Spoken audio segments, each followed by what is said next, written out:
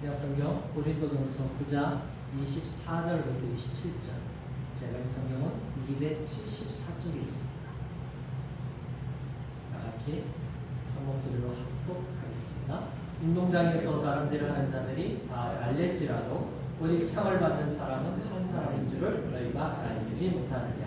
너희도 상을 받도록 이와 같이 다람쥐를 하라. 이기기를 다투는 자마다 모든 일에 절제하니 그들은 썩을 승리자의 발을 얻고자 하되 우리는 썩지 아니할 것을 얻고자 하느라.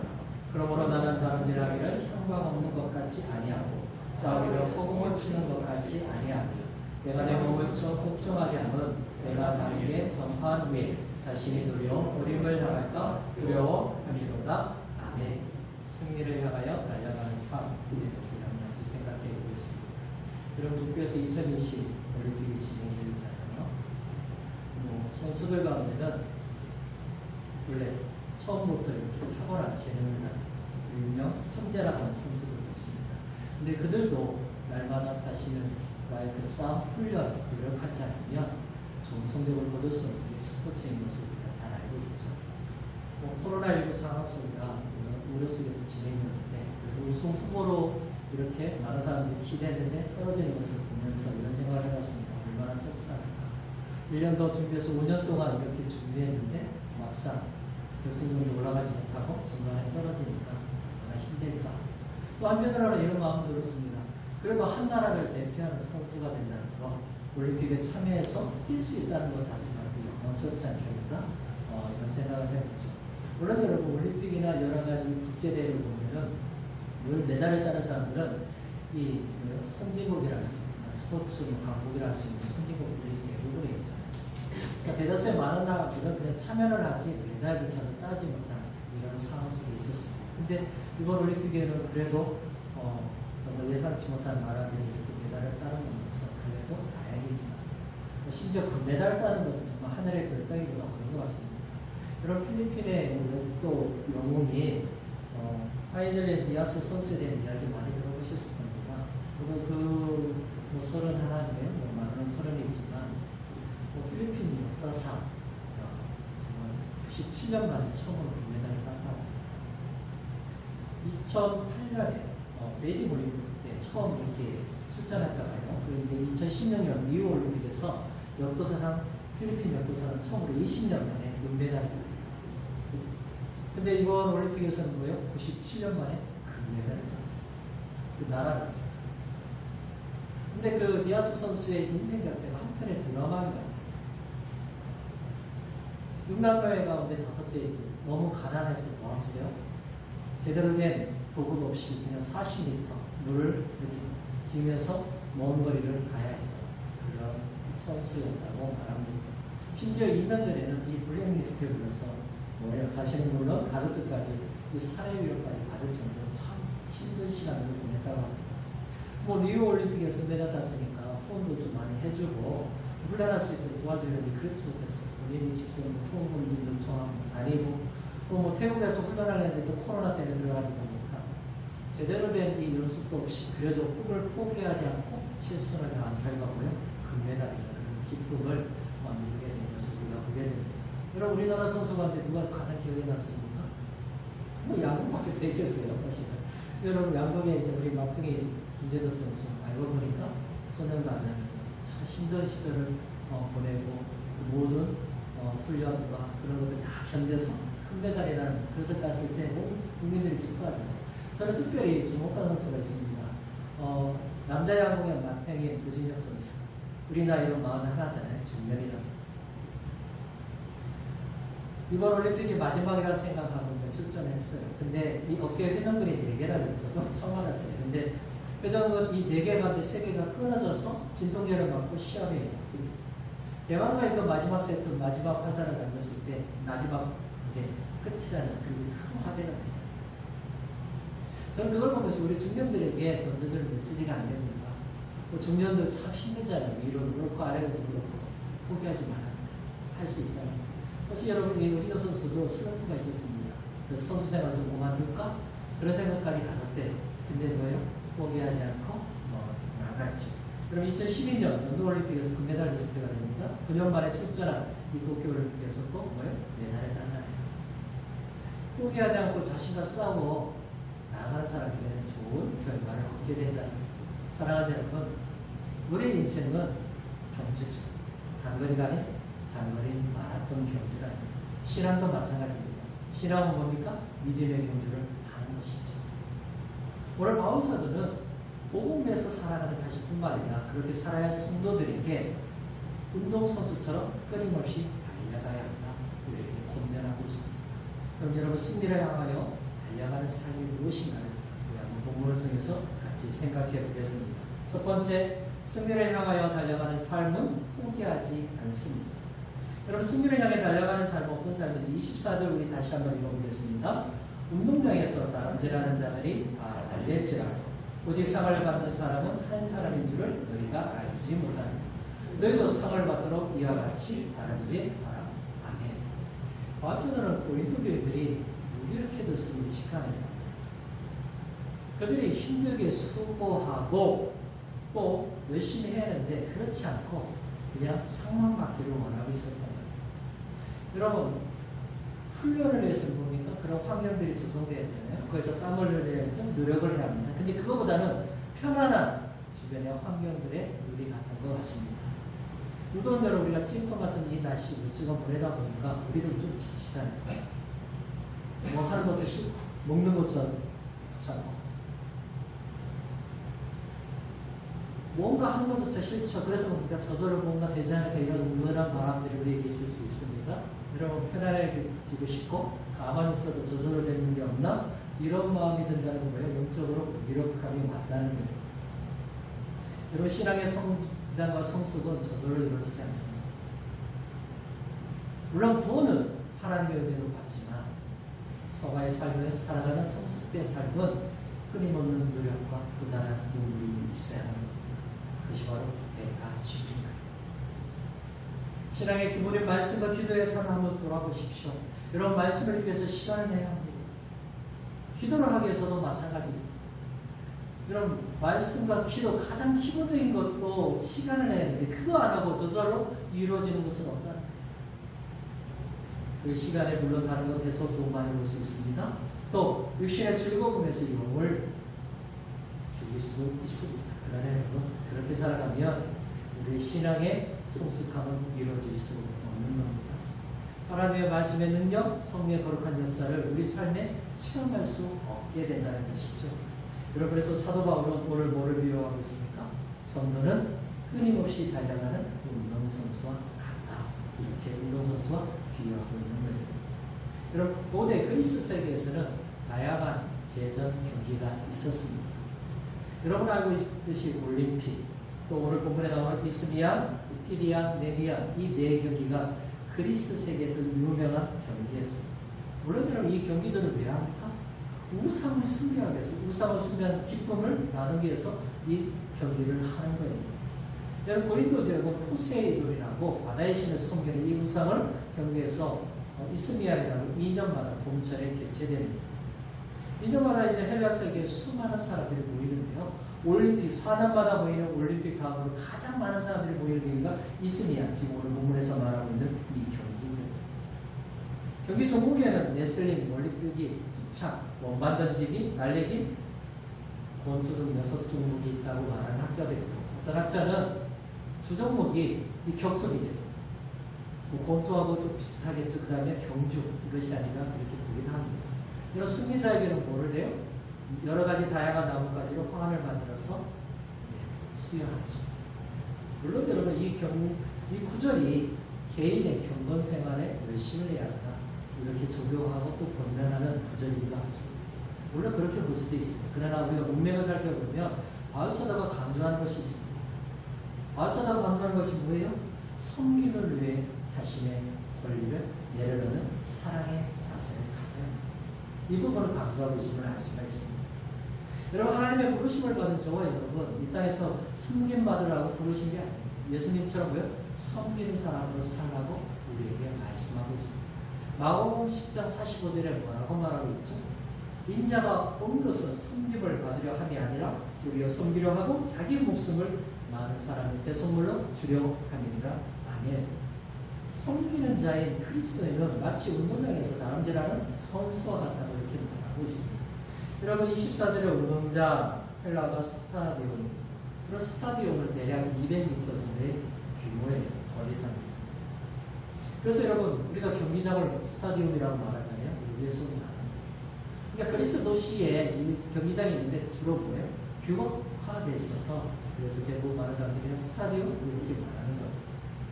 여러 선수들이 운동장에서 경주를 합니다. 경주를 하다 보면 뭐가 나와요? 결과가 나왔어요. 여러분 오늘도 보니까 결과가 뭐예요? 오직 상을 받는 사람은 한 사람인 줄 알지 못합니다. 이런 경기에 참가했다고 모든 사람이 다 상을 받는 것은 아니라는 거예요. 누가 상 받습니까? 최종 우승자만이 상을 받을 수밖에 없다는 거죠. 오직 한 사람입니다. 승리한 사람은 뭡니까? 상을 받으니까 얼마나 기뻐요? 명예롭단 말이에요. 그 가문도 영광이 되는 것이죠. 이런 사실을 너무나 잘 알고 있는 고린도 교인들에게 마사도 이것을 비유하면서 언급하고 있는 이유가 있어요. 여러분 그렇다고 너희들 가운데 한 사람만 구원받는다 이렇게 말하는 것이 아니죠. 당시 운동 경기에는 참가하는 사람들의 이유는 뭐냐면 명예 때문입니다. 우승하면 놀라운 명예를 받기 때문에 수많은 사람들이 이 경기에 참여를 한다는 것이죠. 이런 마사도가 고린도 교인들에게 말하고 싶은 것은 뭡니까? 경기에 우승하려면 그 우승자는 뭐냐? 끊임없이 달려간다. 그렇듯이 승리를 향하여 달려가는 그리스도인도 뭡니까? 계속해서 믿음의 경주를 해야 한다. 이것을 그들에게 말하고 있다는 거죠. 여러분 신자가 승리를 향하여 달려가듯이 마치 뭐예요? 바울사도 자신이 그런 삶을 살았음을 우리에게 가르쳐주고 있습니다. 여러분 갈라디아서 2장 2절에 이렇게 말하고 있습니다.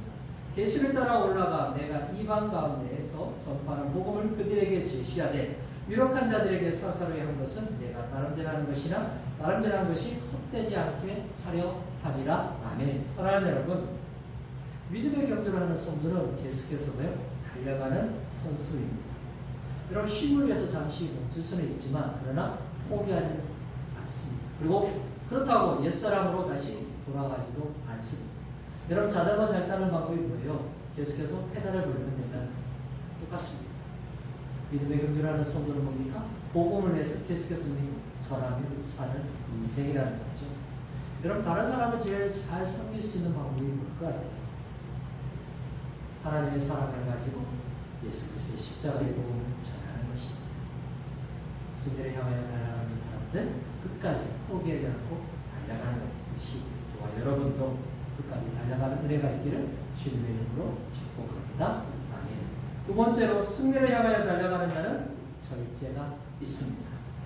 그럼 승리를 향하여 달려가는 자에게 필요한 것이 무엇인지 25절 다시 한번 읽어보겠습니다. 이기기를 다투는 자마다 모든 일에 절제하라니 그들은 썩을 승리자의 관을 얻고자 하되 우리는 썩지 아니할 것을 얻고자 하노라. 아멘. 바울사도의 인생을 한번 보십시오. 더 많은 사람들을 얻고자 하기 위해서 자신의 권리, 권한들을 포기하고 내려놓는 것을 우리가 보게 됩니다. 여러분 유대인을 더 많이 얻고자 유대인처럼, 물론 유대인이지만 또 이방인을 얻고자 뭡니까? 유대인이 가지고 있는 수많은 권리를 내려놓고 그들에게 복음을 전합니다. 믿음이 연약한 자들에게는 그들의 눈높이에 맞춰서 믿음을 전하고 있음을 우리가 보게 되죠. 여러분 그가 그렇게 한 이유는 뭡니까? 오직 한 가지 목표 뭡니까? 영혼 복음을 위해서 자신의 모든 권한을 내려놓는다는 거죠. 여러분 바울사도가 하나님의 은혜로 예수님을 구원받은 후에 그는 세상의 그 어떤 것보다 귀하고 소중한 가치가 예수 그리스도임을 알았습니다. 여러분 그런 이유로 자신이 가지고 있는 화려한 배경들, 학문, 가문, 영광들 다 뭐예요? 배설물로 취급했다. 그런 주님을 위한 일이라면 무엇이든지 참을 수 있었으며 영혼 구원을 위해서라면 자신을 절제하는 삶을 살았음을 알 수가 있죠. 그래서 빌립보서 3장 10절로부터 8절에 보면 바울사도가 이렇게 고백하고 있습니다. 그러나 무엇이든지 내게 유익하던 것을 내가 그리스도를 위하여 해로 여길 뿐더러 또한 모든 것을 해로 여김은 예수 그리스도 예수를 아는 지식이 가장 고상하기 때문이라. 내가 그를 위하여 모든 것을 잃어버리고 배설물로 여김은 그리스도를 얻고. 아멘. 사실 사도 바울은 헬라 사람들이 했던 경기들을 구경했을 거예요. 고린도 교인들도 마찬가지죠. 그래서 여러분 이 비유를 든 이유가 바로 여기 있는 거예요. 여러분 경기에 나온 선수들은 뭐 하기 위해서요? 이기기 위해서. 그렇죠. 경기 규칙을 지키면서 어떻게 해서라도 승리하기 위해서 그들은 뭐예요? 계속해서 시합에 참여하고 있다는 것을 알 수가 있죠. 여러분 이기기를 다투는 자마다 뭐가 필요합니까? 25절 상반되니까 모든 일에 절제하다. 절제가 필요하다. 내가 승리하기 위해서 또 좋은 결과를 원하는 선수라면 반드시 모든 일에 절제가 있어야 한다는 겁니다. 여러분 이 절제라는 단어는 그리스도 운동 선수들에게 적용된 단어예요. 그 의미가 뭐냐? 특별히 10개월 동안 고된 훈련에 참가합니다. 이런 훈련을 받다 보니까 뭐예요? 먹는 거, 자는 거, 여가생활 모든 것에 절제하죠. 그렇지 않고서는 뭐예요? 좋은 결과를 얻을 수 없다는 거예요. 여러분 선수들이 하고 싶은 건 많잖아요. 그래도 뭐예요? 하지 못하는 이유가 뭡니까? 경기에서 좋은 결과를 얻기 위해서임을 알 수가 있습니다. 여러분 운동선수들이 최후의 승리를 얻기 위해서 현재 모든 거 다 하면서 좋은 결과 얻을 사람은 아무도 없습니다. 그래서 모든 생활 속에서 절제하면서 결과를 바라보며 훈련하는 것을 알 수가 있죠. 여러분 세상의 면류관을 얻기 위해서도 그렇게 하듯이 하물며 그것과 비교할 수 없는 면류관을 바라보며 달려가는 우리 성도들은 반드시 우리 삶에 뭐가 필요해요? 절제가 있어야 한다는 것이죠. 여러분 바울사도가 이것을 언급한 이유가 있겠죠. 왜냐하면 고린도 성도들에게 무절제한 사람들이 많이 있었음을 알 수가 있습니다. 그리고 그들의 음행, 법정에서의 세상 법정에서의 소송 문제, 또 그 다음에 잘못된 그 혼인 문제, 그 다음에 우상에서 드렸던 그 음식 먹는 문제 등 그들의 삶에 무절제한 삶으로 나온 결과가 이것임을 바울사도가 이것을 통해서 비교하고 있음을 알 수가 있죠. 그런 선수가 고된 훈련 과정 속에서 절제할 때 그 이유는 뭐라고요? 승리의 면류관을 받기 위해서임을 알 수 있죠. 그때 수여된 면류관은 우리가 알고 있듯이 올리브, 그 다음에 뭐가 있겠어요? 솔잎, 그 다음에 어린 파슬리를 넣고 만든 화를 머리에 이렇게 씌워준다는 거예요. 사실 뭐 그게 뭐 중요하겠어요. 그러나 그 당시 때 사람들이 보니까 이것이 그에게는 큰 기쁨과 영광이에요. 명예가. 근데 여러분 그 면류관도 시간이 지나면 썩어버려요. 그래서 오늘 바울사도는 뭐라고 말해요? 썩을 승리자의 관을 이렇게 표현하고 있는 거예요. 여러분 시간이 지나면 사라진 면류관을 얻기 위해서도 성도들은 뭐 한다고요? 자신의 삶의 절제된 삶을 통해서 시합에 참여하는데 영원한 상급을 향하여 달려가는 성도는 어떻게 살아야 하는가? 삶에 무엇이 필요한가? 우리에게 묻고 있는 것이죠. 우리는 믿음의 면류관, 영광의 면류관, 썩지 않은 면류관을 얻기 위해서 우리는 끊임없이 우리 삶에 절제가 필요한 것이죠. 그래서 베드로 사도는 베드로전서 5장 4절에 그리하면 목자장이 나타나실 때 시들지 아니하는 영광의 관을 얻으리라. 아멘. 헬라의 운동 경기자들 썩을 면류관을 위해서도 자신의 삶을 절제하는 고된 훈련을 견뎠다는 것을 알 수 있죠. 여러분 일시적인 것을 얻기 위해서 그렇게 훈련하고 절제하는 삶을 살았다면 우리는 어떻게 해야 하는가? 우리 삶에 분명한 절제 삶이 필요한 것입니다. 여러분 영광의 면류관을 얻기 위해서 저와 여러분은 끊임없이 뭐예요? 삶에 절제하면서 계속해서 달려가야 한다는 것이죠. 여러분 바울사도는 자신의 삶을 우리에게 보여주면서 내가 그런 예수 그리스도를 만난 이후에 자신의 삶, 복음을 위해 헌신하는 삶에 대해서 후회하지 않았습니다. 고난과 역경과 수많은 어려움 속에서도 자신의 인생을 온전히 그리스도께 드려서 복음을 위해서 수고했던 것에 대해서 절대 후회하는 삶을 살지 않았다는 거죠.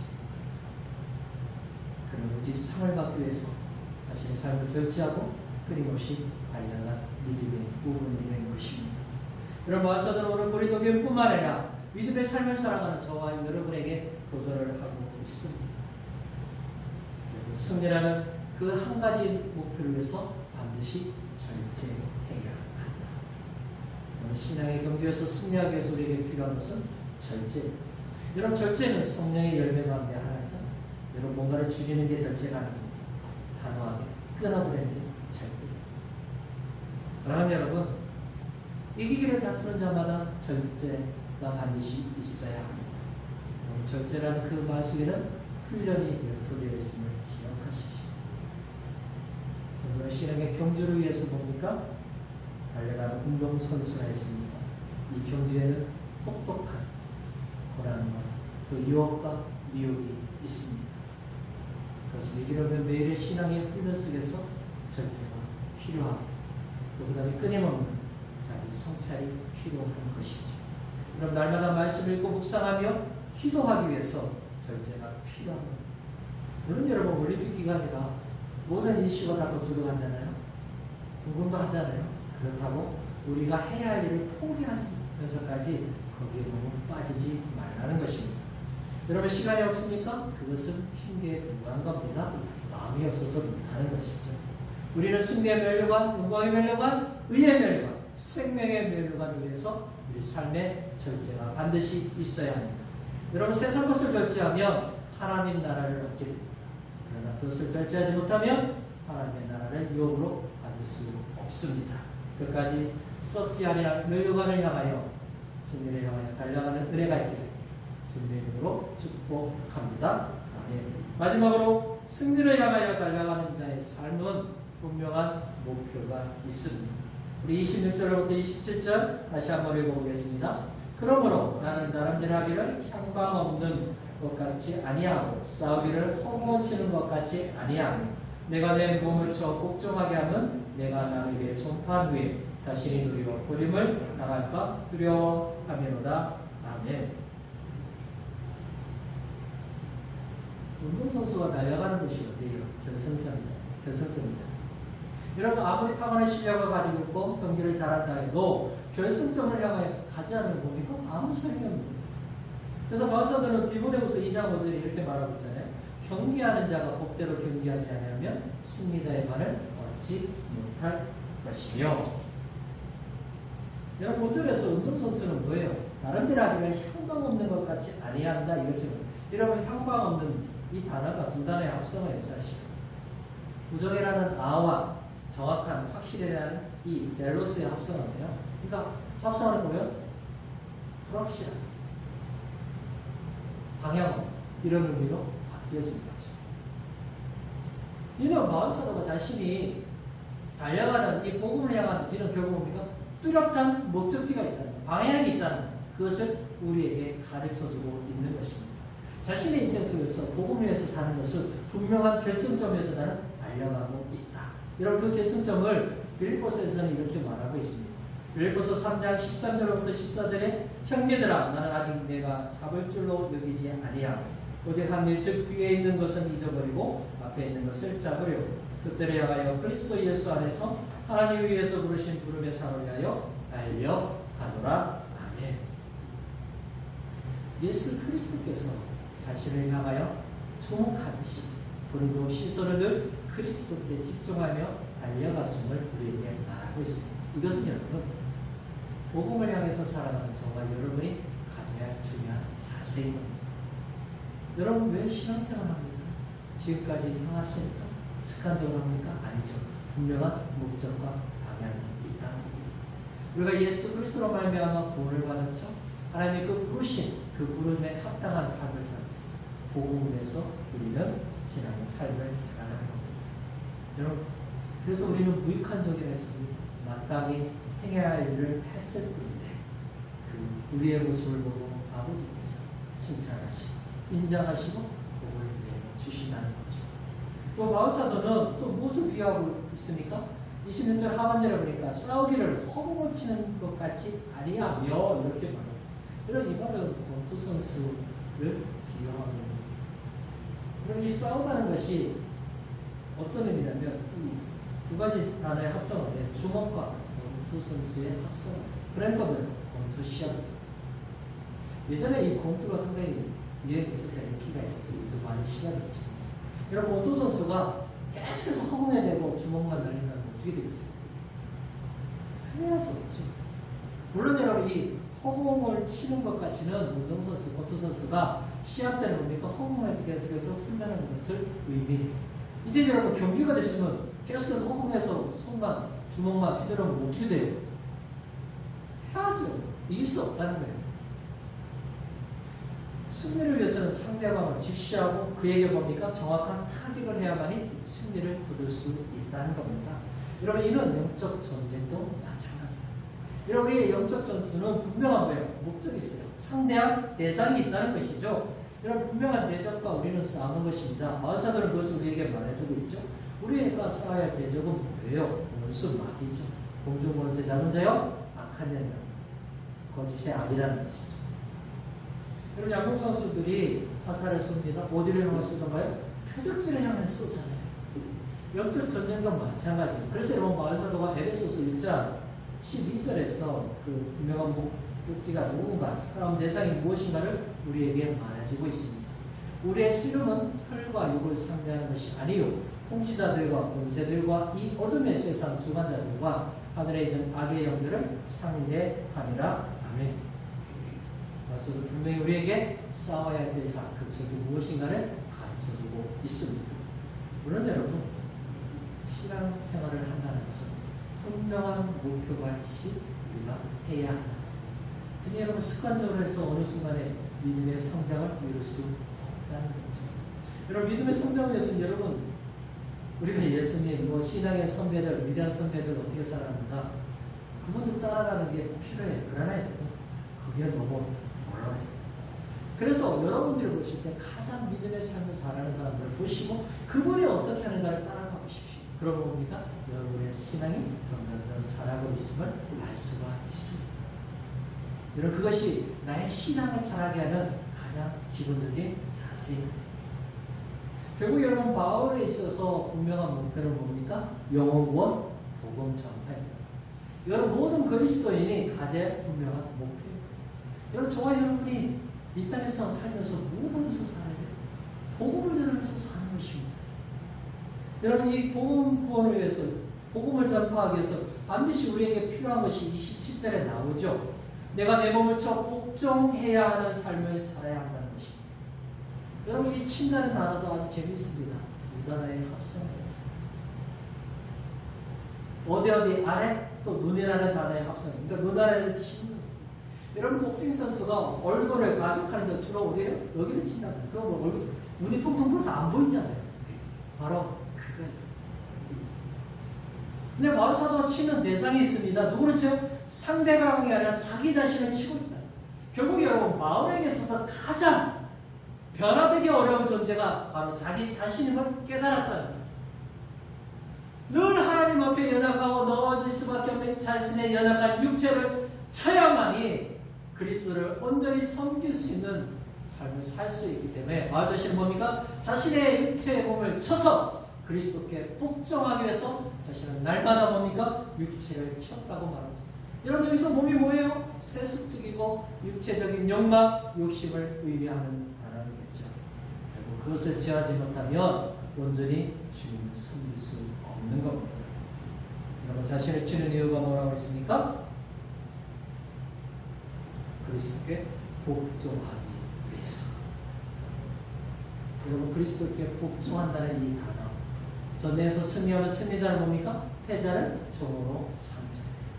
그렇듯이 자신은 그리스도를 온전히 섬기는 종으로서 살고 싶고, 그렇게 하기 위해서는 날마다 몸을 쳐서 그리스도께 복종해야 하니 분명한 방향을 향해 달려갈 수 있으면 우리에게 가르쳐주고 있습니다.